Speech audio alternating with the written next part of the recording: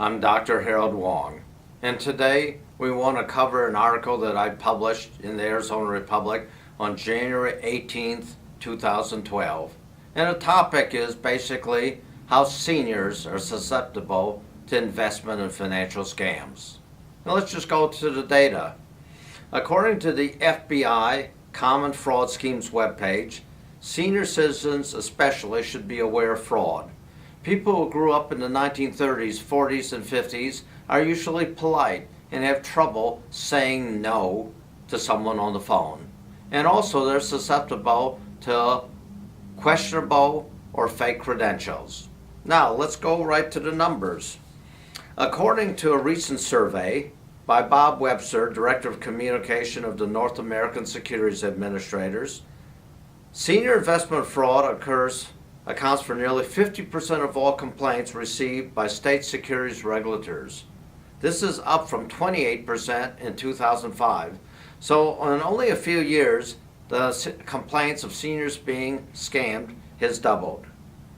Here's some of the conventional wisdom in protecting yourself from fraud, and then we're going to give you the Dr. Wong analysis.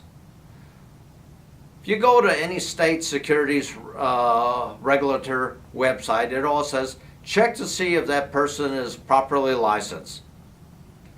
Say, as a stockbroker, insurance agent, realtor, whatever. Here's the Dr. Wong analysis. I think that's a lot of BS.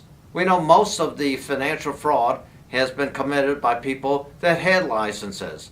Now let's talk about Bernie Madoff. He was the chairman of the NASDAQ exchange, and he put a scam involving multi tens of billions that lasted for decades.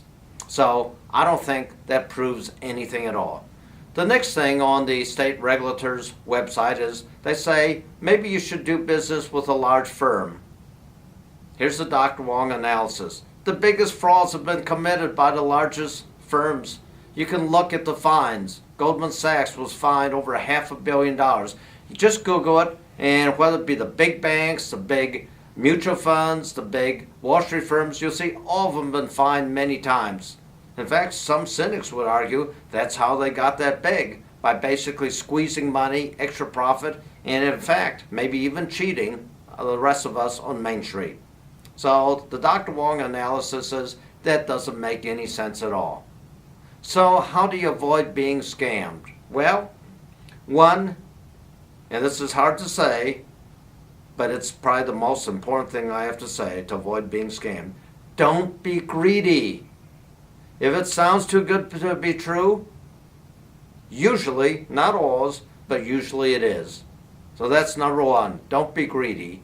Two, research investment. If you can't understand what it is, don't invest in it.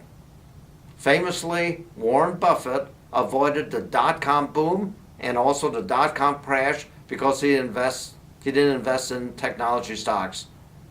15 years ago, they thought he was an old fuddy-duddy and time had passed him. They asked, well, why didn't you invest in that? You're missing out on all these profits on these internet stocks. He says, I don't understand what these technology companies do, so I'm not going to invest. Instead, he invested in, owns Dairy Queen, See's Candy, Scholl Brothers, stable companies and stable industries. Hey, we always need ice cream and snacks, particularly in a recession.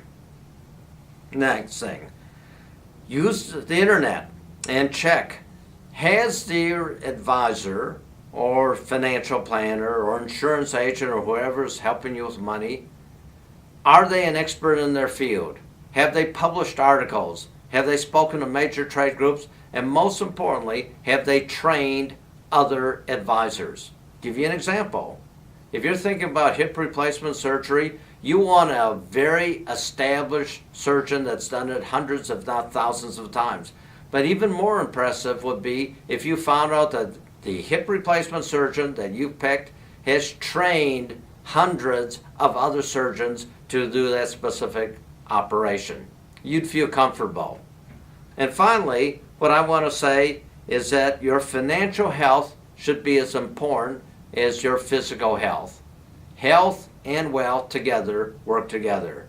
Well, that's all for today. If you want to read more, go to my blog site, Dr. Wong, Investor Guide, www.wongtalks.com.